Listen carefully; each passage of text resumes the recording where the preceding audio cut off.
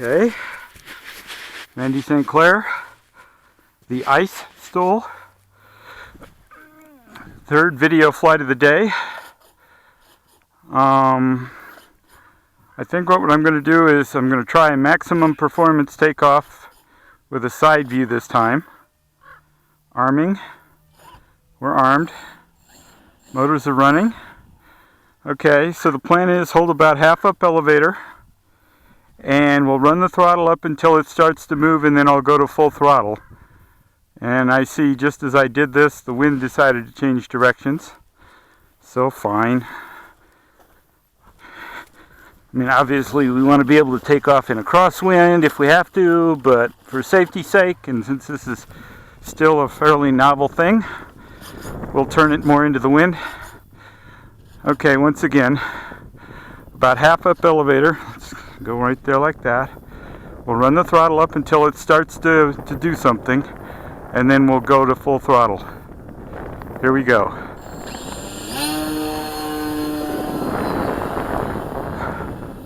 I don't think anyone could argue that was a short takeoff.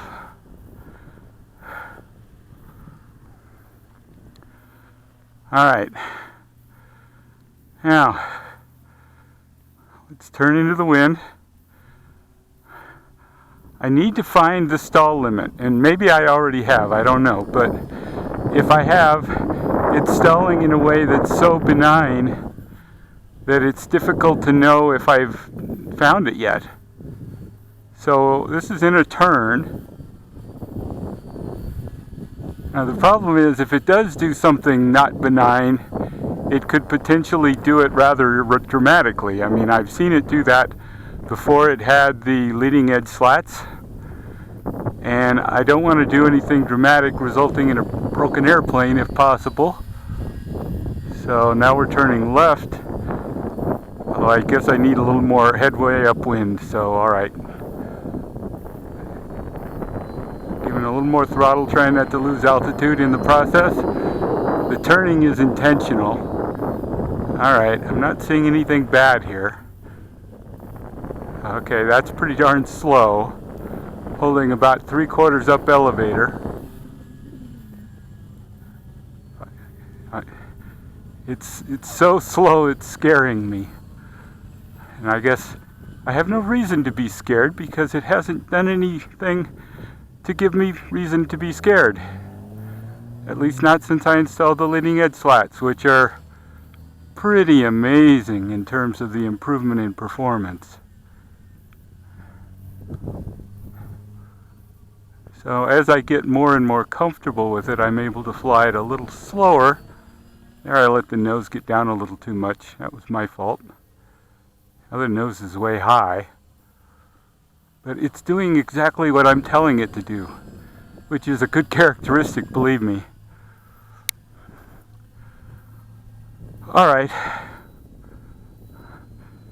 This isn't working in the sense that I'm not finding the limit. Let's take it up a little higher. I know it's going to be hard to see on video. Sorry about that. But when I push it harder, I feel like I need more safety margin. Alright, turning into the wind more or less, whatever the wind is up there. Going to a less than half throttle and pulling more and more up elevator. Okay, now it's truly stalled. Pulled more and more up elevator. It's just descending flat, which is pretty amazing, really. Okay, that was a very benign situation.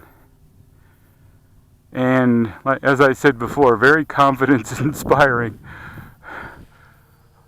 I can start doing this sort of thing at a lower altitude and feel like maybe I'll survive it.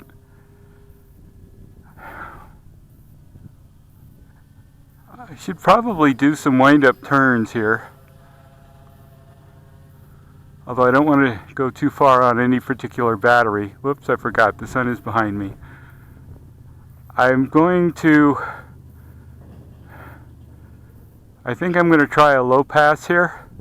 And then I'm going to set up for a landing because I don't know how much battery I have left.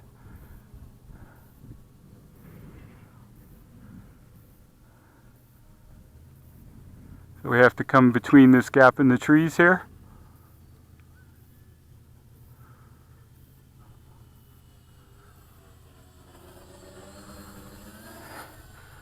Not the lowest of low passes, I'm afraid. Alright, this is going to be the landing. From what I can see, looks like I've got a little wing rock, which is I maybe should tune out with a little more P feedback and roll. Come in a little lower. Okay, we're through the gap.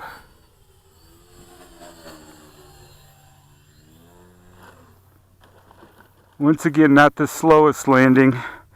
I haven't gotten up to the point of coming in at high throttle and hanging it on the prop, or for that matter, letting it descend rapidly in a flat attitude with, you know, a lot of up elevator.